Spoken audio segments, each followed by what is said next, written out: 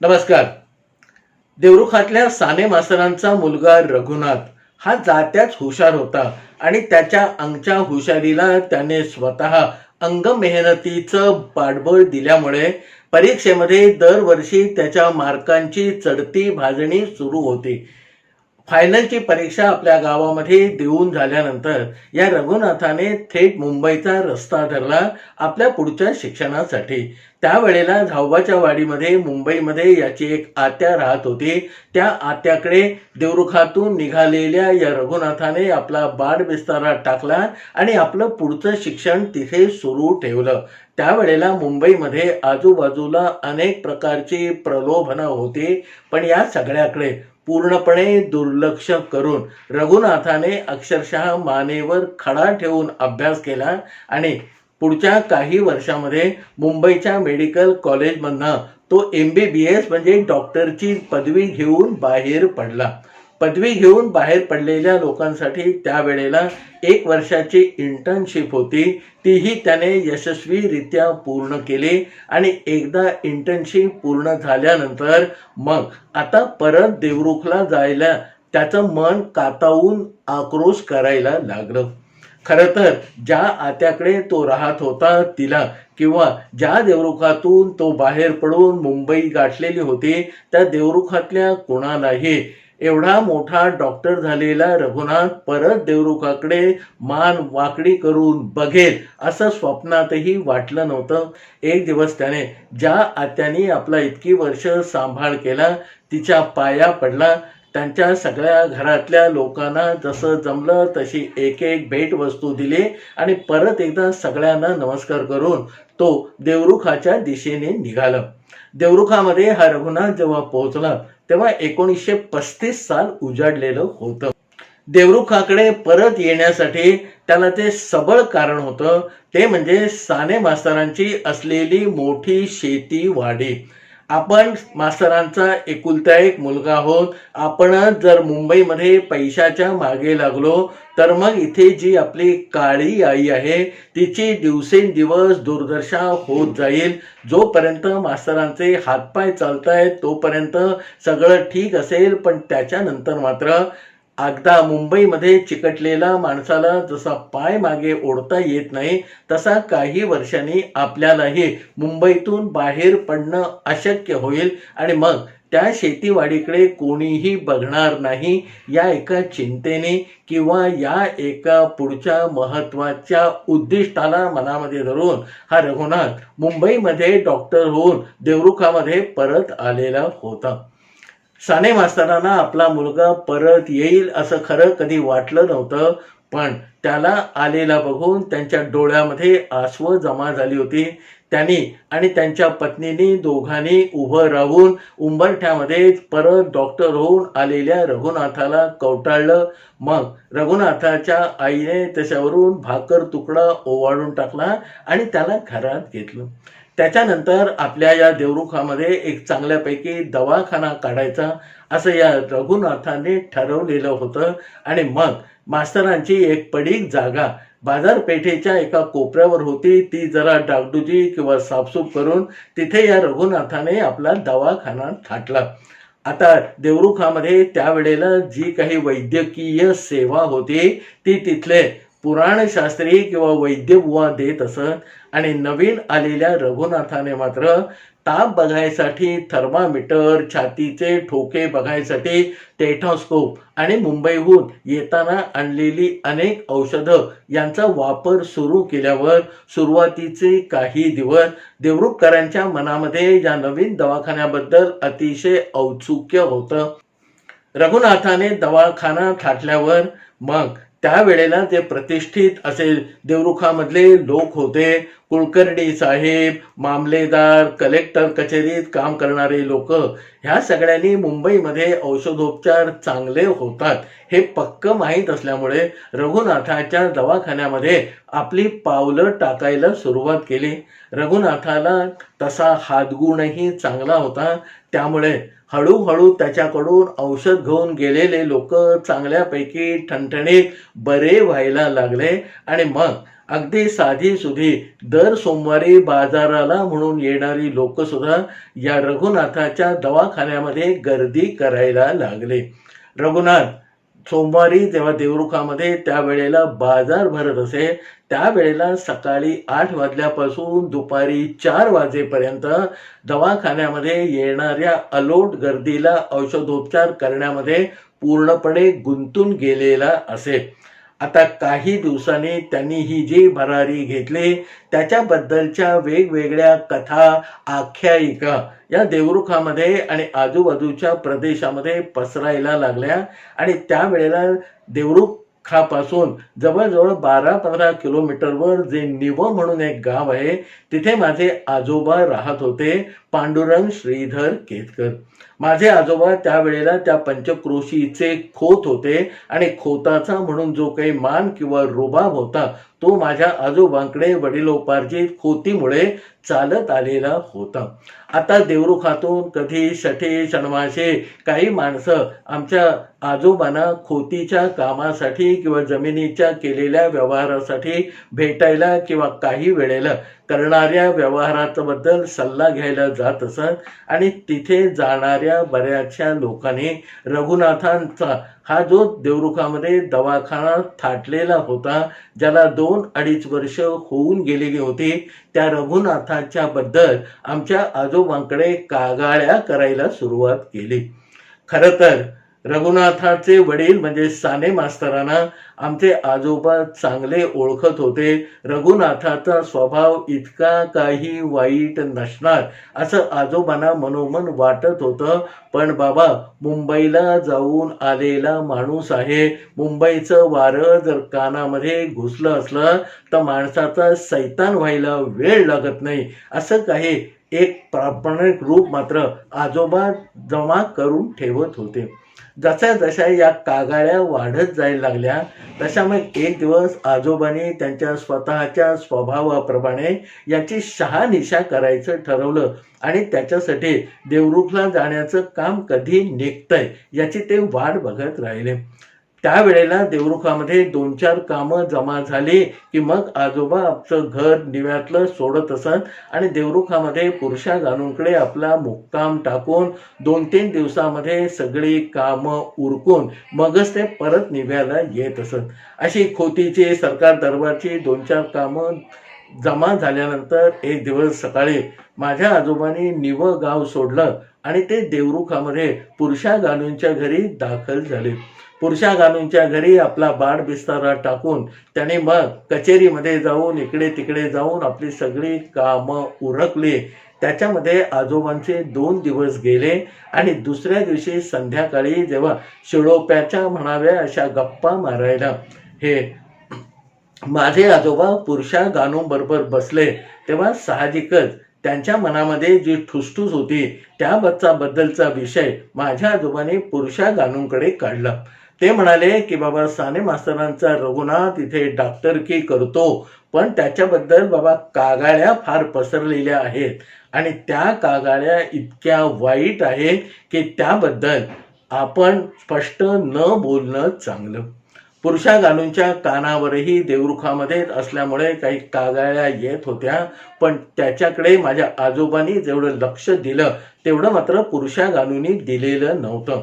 त्यामुळे मग आजोबांना जराशी पिन मारून बोलतं करून या कागाळ्या निव्यापर्यंत काय काय पोचलेल्या आहेत या काढून घेण्याचा एक प्रामाणिक प्रयत्न पुरुषा गानूंनी सुरू केला. आजोबा सुद्धा भरामध्ये आले आणि त्याने सांगितलं की बाबा, सुदाम नावाचा एक माणूस त्या दिवशी देवरुखातून आला आणि तो मला सांगत होता की हा रघुनाथ असं करतो की त्याची बाबा जर काही 6 आणे फी असेल आणि माणसाला द्यायला जर त्याच्याकडे 3 आणे असतील तर त्याच्यासाठी तयार केलेलं अर्ध औषध हा त्या रोग्याच्या समोर त्याच्याकडे असलेल्या बेसिनमध्ये ओतून टाकतो आणि 3 आणे घेऊन फक्त 3 आण्याचंच औषध त्याला देतो. समोर बसलेल्या पुरुषा गानूंच्या पर्यंत या बातम्या आजोबांच्या आधीच पोचलेल्या होत्या, पण आता निव्याच्या खोतांनी याच्यामध्ये लक्ष घातलं आहे. तेव्हा हे निव्याचे खोत म्हणजे माझे आजोबा हा विषय पुरा केल्याशिवाय काही सोडणार नाही हे पुरुषा गानूंना पक्क माहीत होतं. आणि मग पुरुषा गानू म्हणाले की बापू जरा तुम्ही थांबा, आता रघुनाथ दवाखान्यातून मोकळा झालेला असेल, मी त्याच्या घरी गडी पाठवून त्यालाच बोलावून घेतो, म्हणजे तुम्ही समोरासमोर काय ते करून टाका. आजोबांना ही बाब आवडली आणि मग पुरुषा गानूंनी आपल्या घरचा गडी पाठवून सान्यांच्या घरून तिथे असलेल्या रघुनाथाला तातडीने बोलावून घेतलं. पुढच्या अर्ध्या तासामध्ये रघुनाथ, जो डॉक्टर होऊन मुंबईहून आलेला होता आणि देवरुखामध्ये प्रॅक्टिस सुरू केलेली होती, ज्याच्याबद्दलच्या कागाळ्या निव्यापर्यंत पोहोचलेल्या होत्या, तो रघुनाथ साने मास्तरांचा मुलगा पुरुषा गानूंच्या घरी आला. आल्या आल्या त्याने पुरुषा गानूंना आणि माझ्या आजोबांना नमस्कार केला आणि त्यांच्या पुढे हाताची घडी आणि मान खाली घालून स्तब्ध उभा राहिला. आता एवढा विनम्र माणूस असं कसं वागत असेल अशी शंका थोडीशी आजोबांना आली. पण बाबा, एकतर तू खरा नाहीतर तो खरा असा तुकडा पाडण्याचा विषय माझ्या आजोबांनी मनात धरला असल्यामुळे त्यांनी सरळ सरळ आपल्यापर्यंत ज्या ज्या काही कागाळ्या आल्या त्यांचा इत्यंभूत असा पाढा समोर उभ्या असलेल्या रघुनाथासमोर वाचून टाकला. आता याच्यावरती रघुनाथ आपले काय खुलासा देतो किंवा आपली बाजू कशी मांडतो याचं मोठं एक औत्सुक्य पुरुषा गानू आणि माझ्या आजोबांच्या चेहऱ्यावर दिसत होतं. रघुनाथाने काहीही एकही शब्द न बोलता परत एकदा दोघांना मनापासून नमस्कार केला आणि म्हणाला की बापू, तुमच्यापर्यंत या सगळ्या बाबी आल्या हे एका अर्थी चांगलं झालं आणि तुमच्या या सगळ्या तुमच्यापर्यंत पोचलेल्या कागाळ्यांना मी माझी बाजू मांडणं हे तितकंसं काही श्रेयस्कर होणार नाही, कारण तुम्ही गावचे खोत आहात आणि माझ्यापेक्षा खूप वडील आहात. फक्त या सगळ्याचं उत्तर खऱ्या अर्थाने जर तुम्हाला हवं असेल तर मात्र तुम्ही तुमचा देवरुखातला एक मुक्काम वाढवा आणि 2 दिवसांनी असणाऱ्या सोमवारी सकाळी मी जेव्हा माझ्या दवाखान्यामध्ये 8 वाजता काम करतो तेव्हा तिथे येऊन फक्त बसा. 4-4:30 वाजेपर्यंत माझं दुपारी काम चालतं.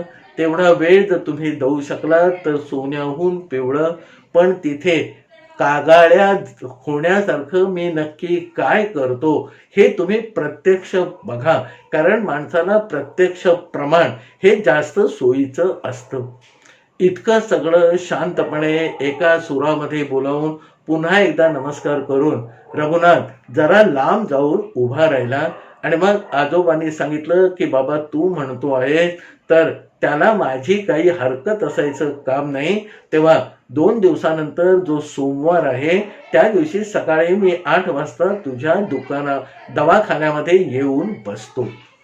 ठरल्याप्रमाणे त्या सोमवारी सकाळी 8 वाजता तो दवाखाना उघडायच्या आधीच 5 मिनिटं माझे आजोबा दवाखान्याच्या पायरीवर जाऊन बसले होते.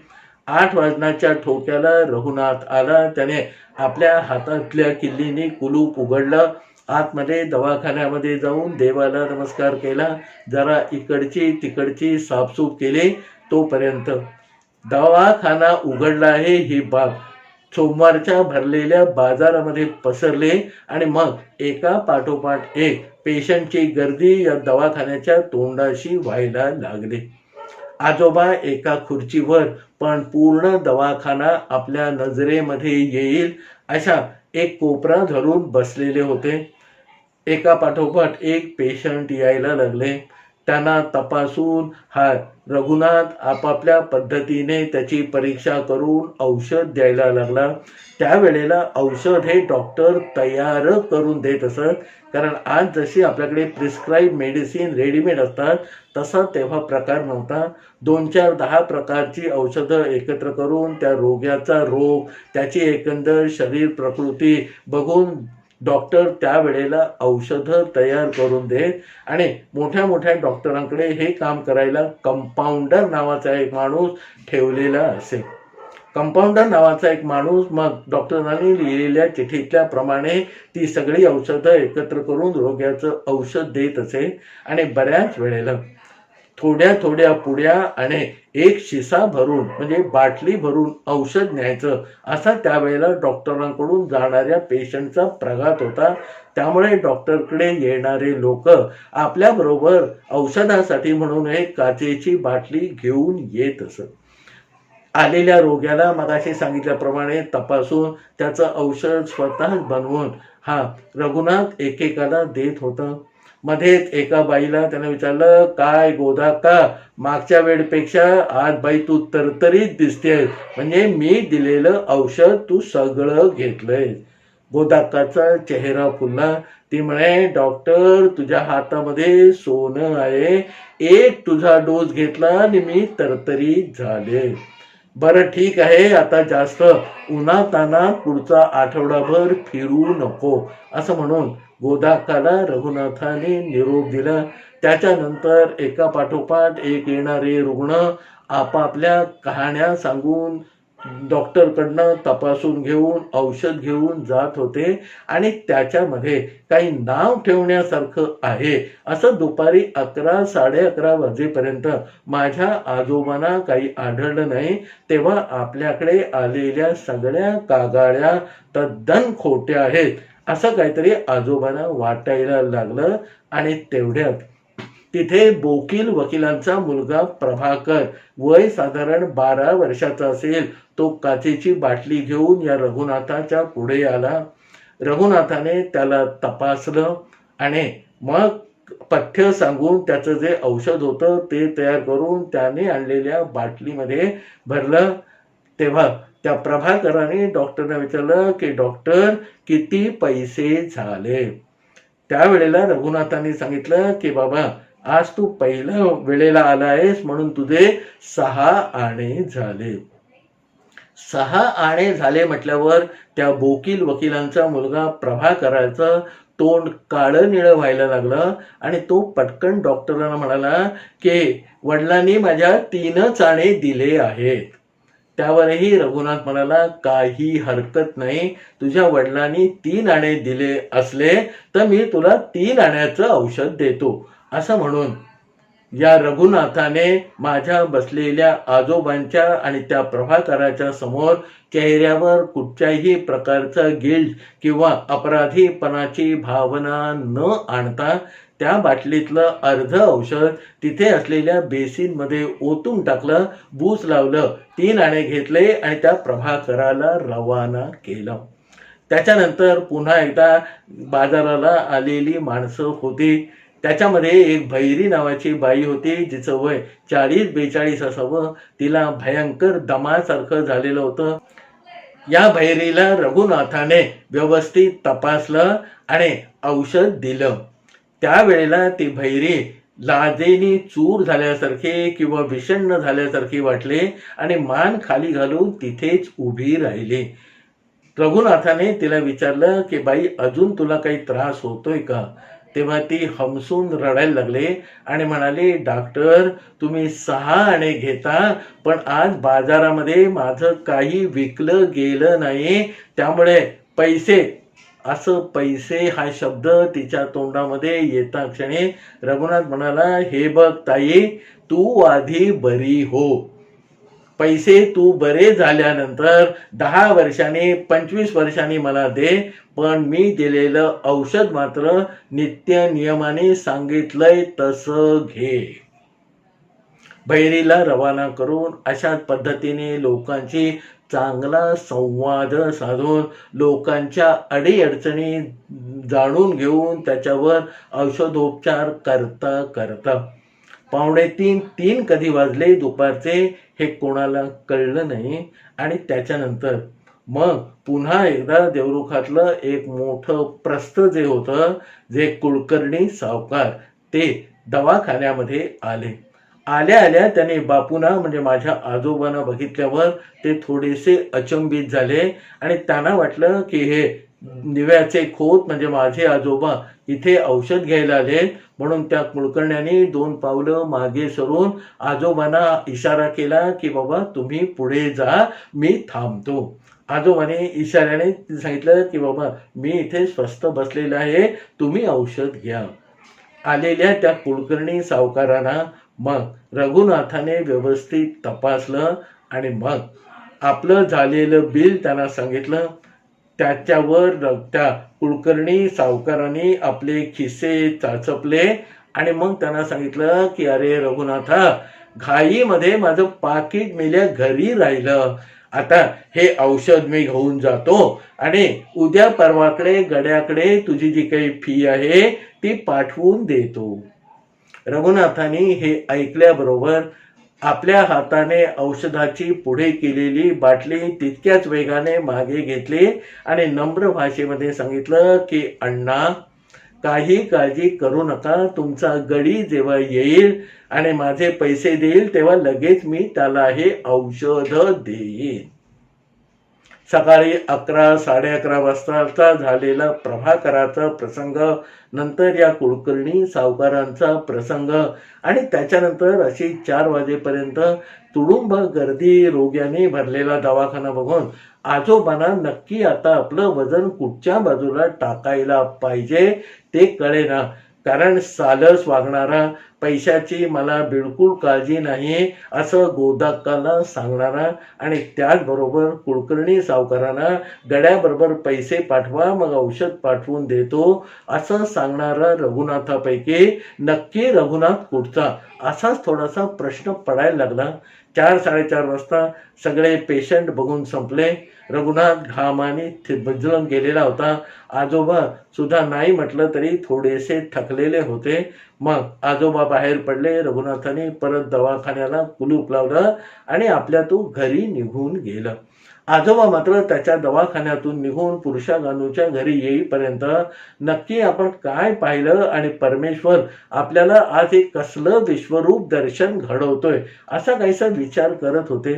संध्याकाळी 6, 6:30च्या सुमारास रघुनाथ परत एकदा पुरुषागानूंच्या घरी आला आणि त्याला बघून तिथे बसलेले माझे आजोबा नाही म्हटलं तरी थोडेसे चपापले. त्याने आजोबाला नमस्कार केला, पुरुषागानूंना नमस्कार केला आणि स्वस्थ बसून राहिलं. आजोबांच्या मनामध्ये दोन्ही बाजूला हिंदकळणारे वारे फिरत होते. आता आपण हे सगळं बघितलेलं आहे, पण याचा नक्की अर्थ काय हे मात्र आपल्याला पक्क सांगता येत नाहीये असं आजोबांच्या मनामध्ये कुठेतरी होतं.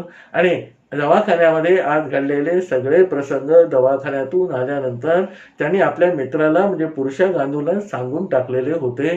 त्यामुळे आज बापू सबंध दिवसभर दवाखान्यामध्ये होते तेव्हा तिथे काय काय झालं हे पुरुषागानूंना सुद्धा माहीत होतं.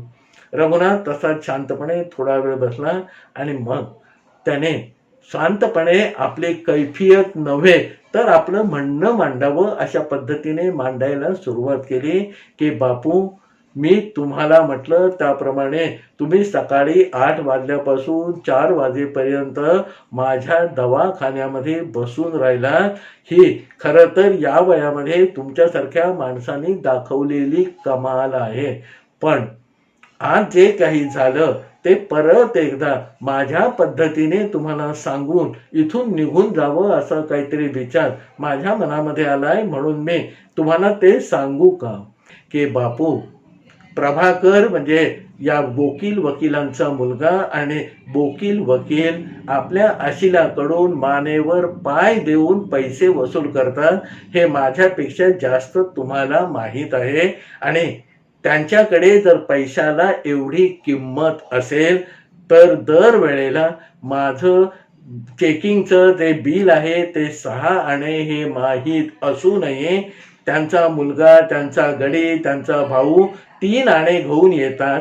आणि असं 1-2 वेळेला झाल्यानंतर माझे 3 आणे बुडवण्याचा त्यांचा जो एकंदर प्रताप होता तो मोडून काढण्याचा मी निश्चय केला. आणि त्याच्यानंतर जेवढे आणे असतील तेवढे आण्याचं औषध द्यायचा परिपाठ मी माझ्यासाठी घालून घेतला आहे.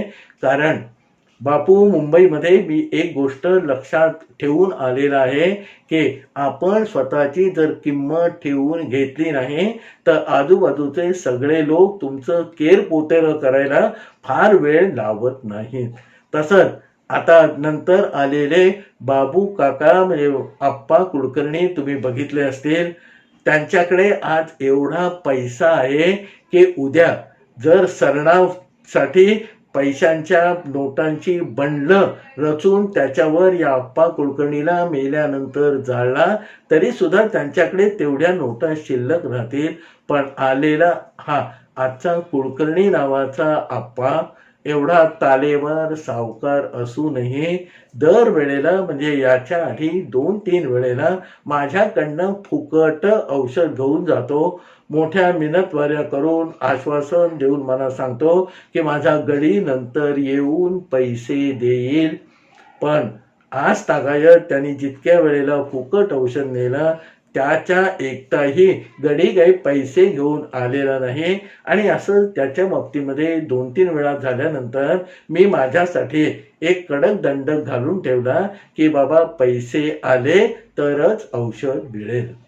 हे 6 आणे बुडले किंवा ते 4 आणे बुडले तरी माझ्या आयुष्यामध्ये फार फरक पडणार नाही. कारण देवाने माझी प्रॅक्टिस किंवा येणारे पेशंट चांगल्यापैकी मला दिलेले आहेत. घरची शेतीवाडी माझ्या भरपूर आहे.